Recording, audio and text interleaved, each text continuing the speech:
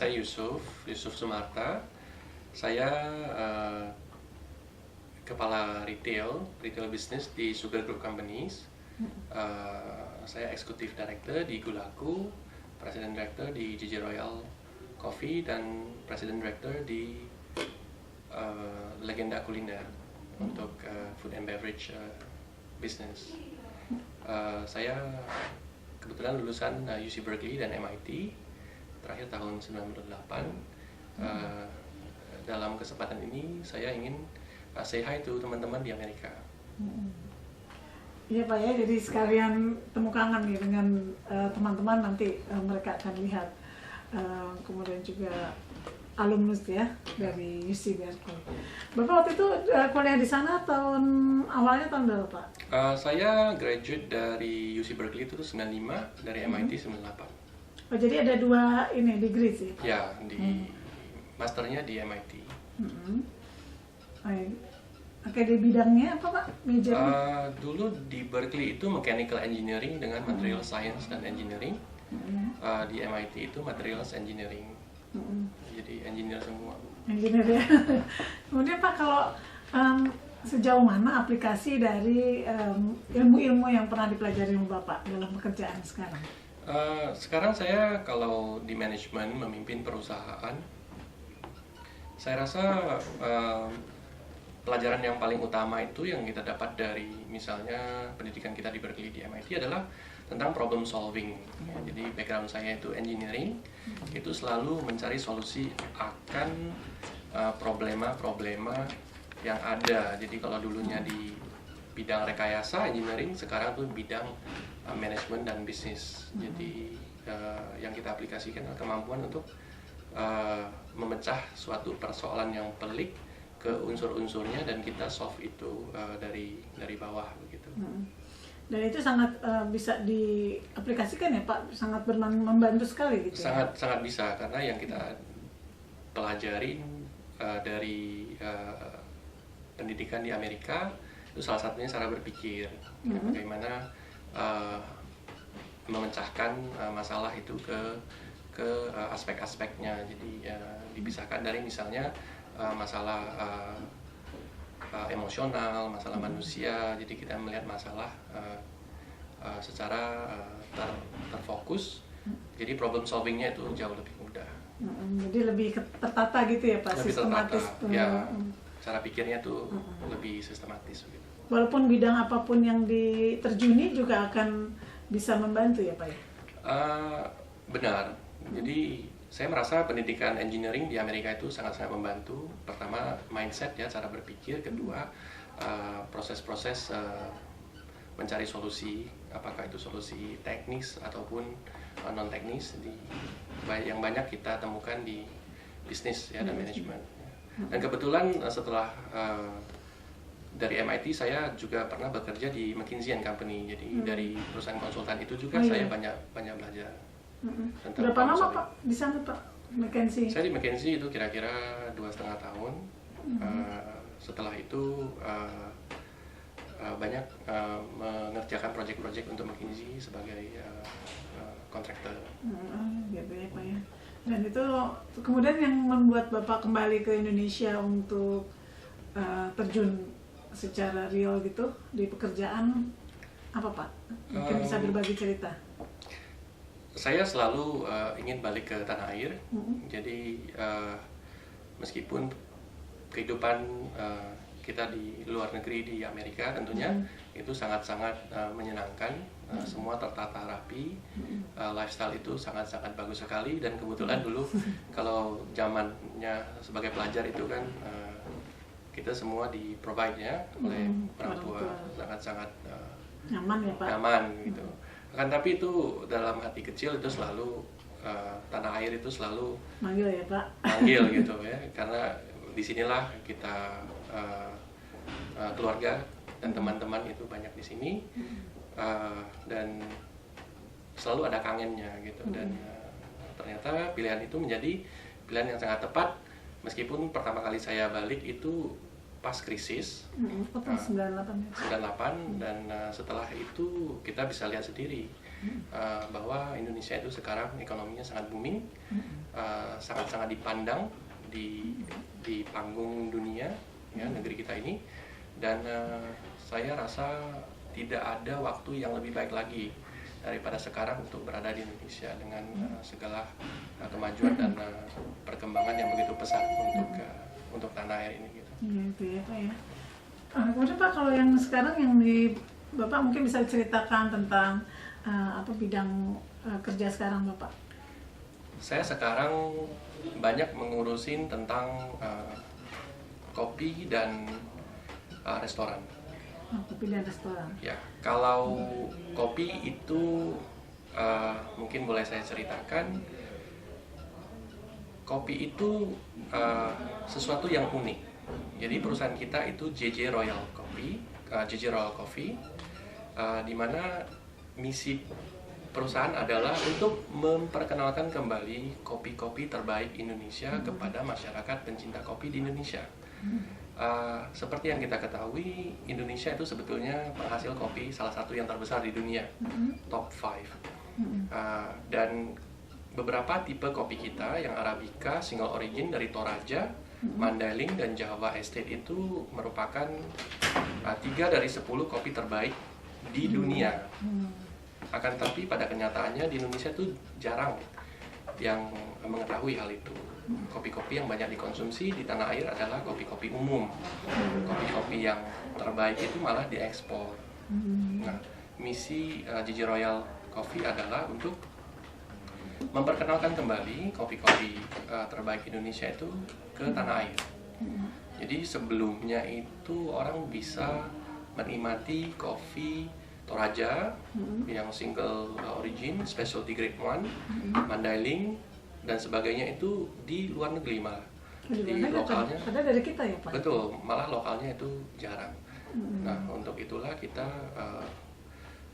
launching JJ Royal, di mana pada saat ini JJ Royal yang mempunyai range kopi Indonesia dari semua origin yang ada di Indonesia. Ada berapa origin Pak?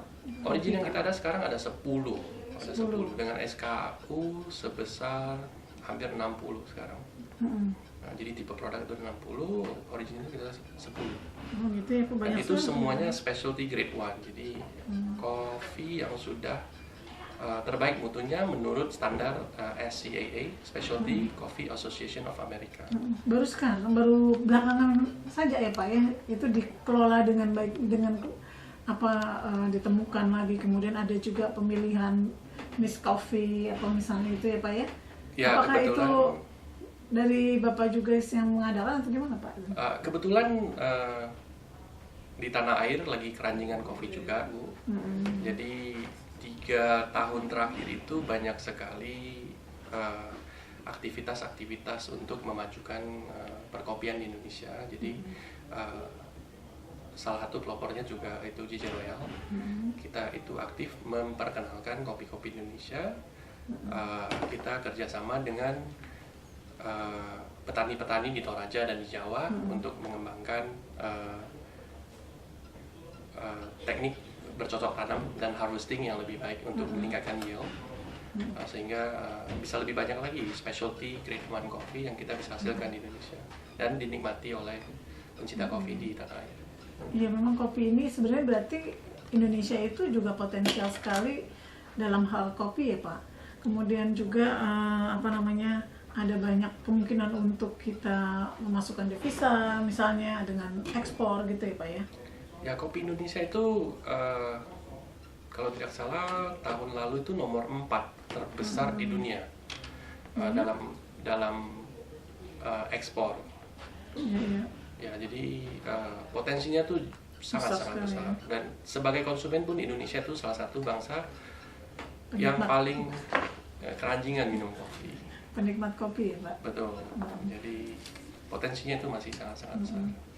Kemudian kalau ada yang kalau Bapak melihat gitu ya, bagaimana pasar kopi di Indonesia sendiri kan Bapak bilang berpotensi besar, kemudian hanya sayangnya kita bisa menikmati kopi yang biasa saja gitu ya di Indonesia, sementara ada yang kopi apa Toraja, kemudian itu diekspor gitu ya Pak.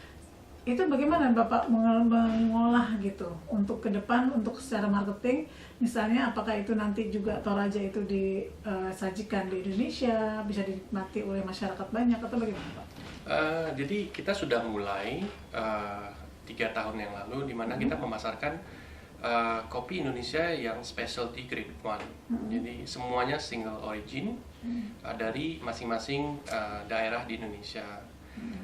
Pertama-tama memang kita pasarkan di outlet-outlet modern market yang upper class ya, karena ini special grade 1 itu di atas premium malah.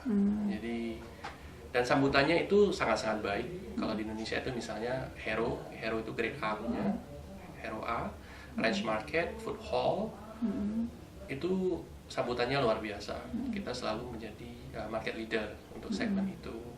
Nah, kebetulan JJ Royal Coffee pada bulan April yang lalu juga melakukan terobosan. Kita launching untuk pertama kalinya di tanah air kopi yang specialty grade 1, tapi dalam bentuk saset. Jadi itu kita sebut kopi tubruk. Kopi tubruk. JJ Royal kopi tubruk. Jadi untuk pertama kalinya kopi specialty grade 1 yang bisa dinikmati langsung dengan diseduh air panas. Sudah ada gulanya Pak maksudnya ya? Kita juga berikan gula gratis bagi yang ingin minum dengan gula atau kopi hitam saja. Gitu, jadi sangat praktis saset, dan itu kita fokuskan untuk menyasar ke pasar menengah ke bawah. Ya.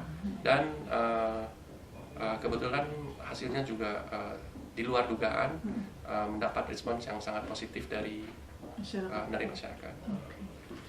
Kemudian kalau yang di ini Pak, kemudian di Gulaku itu juga Bapak juga ikut terjun juga? Ya, saya juga eksekutif director di Gulaku. Jadi, kalau Gulaku seperti kita ketahui adalah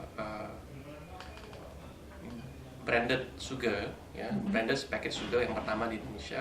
Kita launching itu tahun 2002. Nah, sekarang sudah menjadi produk gula yang terbesar di Indonesia, dan top of mind-nya itu luar biasa. Gulaku itu selalu dikenal dengan above the line marketing campaign, seperti iklan TV dan sebagainya yang sangat-sangat inovatif. Gulaku juga selalu berinovasi, melaunching produk-produk turunan seperti yang terakhir kali itu ada gula dalam bentuk pouch. Jadi gula itu bukan di plastik saja, plastiknya itu ada corongnya. Jadi tidak usah pakai toples lagi, bisa langsung dituang dari pouchnya dan ditutup kembali. Ada juga bentuk-bentuk saset yang sangat-sangat praktis untuk minum kopi dan teh misalnya. Ini satu terobosan yang dilakukan oleh Gulaku untuk mencuri gitu ya perhatian masyarakat dan kegunaannya bagi masyarakat ya, dari segi kepraktisan, kemudian dari mungkin dari efektivitasnya dan efisiensi harga mungkin juga ya Pak ya. Betul sekali. Jadi karena market leader itu Gulaku itu memang dituntut untuk melakukan inovasi-inovasi. Jadi bentuk produknya juga lebih beragam sekarang, dan tentu saja mendapat respons yang sangat-sangat positif dari pasar, dan itu juga memacu kami di Sugar Group untuk selalu bekerja lebih keras lagi supaya bisa lebih maju ke depan. Kemudian Pak, kalau dari segi kita di satu hal yang kita mungkin keluar tentang ada gerakan untuk menghindari diabetes ya di Indonesia gitu. Apakah juga Gulaku juga melakukan satu terobosan yang kiranya bisa memenuhi kebutuhan pasar akan gula yang aman gitu? Ya, kalau dari segi kesehatan sebetulnya kalau kita melihat literatur yang ada tentang gula dan konsumsinya, sebetulnya gula yang murni, bersih, alami seperti Gulaku itu tidak membahayakan kesehatan. Selama konsumsinya itu in moderation, jadi secukupnya itu malah dia itu menyehatkan dibandingkan misalnya gula-gula uh, yang buatan misalnya, pemanis buatan. Pemanis buatan. Ya, karena seperti kita ketahui itu tidak selamanya itu sehat, tapi tidak dipungkiri mungkin kalau untuk sebagian konsumen yang sudah terdeteksi diabetes dan sebagainya, memang gula biasa itu tidak bisa dikonsumsi. Tapi untuk populasi umum, gula yang alami, bersih, murni itu malah tidak membahayakan, malah lebih sehat kalau menurut saya ya. Sumber energi ya Pak ya? Sumber energi, selama itu konsumsinya dalam moderasi proporsional. Ya. Kemudian Bapak tadi mengatakan juga akan ada restoran juga, seperti itu?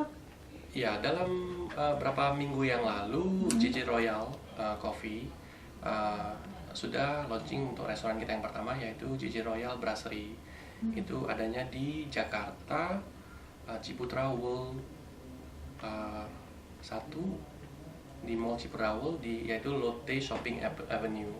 Akan tapi mungkin untuk detailnya saya akan refer teman-teman untuk acara yang selanjutnya kita akan adakan grand launching dalam waktu dekat.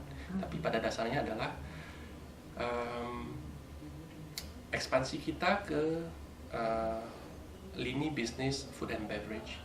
Itu tidak lain dan tidak bukan adalah sebetulnya untuk memperkuat pemasaran JJ Royal Coffee, yaitu bagaimana menciptakan suatu experience, pengalaman bagi konsumen kopi kita dalam mengkonsumsi kopi itu sendiri. Jadi dengan adanya bisnis environment food and beverage, yaitu restoran JJ Royal Brasserie, itu kita bisa lebih menciptakan pengalaman yang lebih unik untuk konsumen JJ Royal Coffee itu sendiri begitu.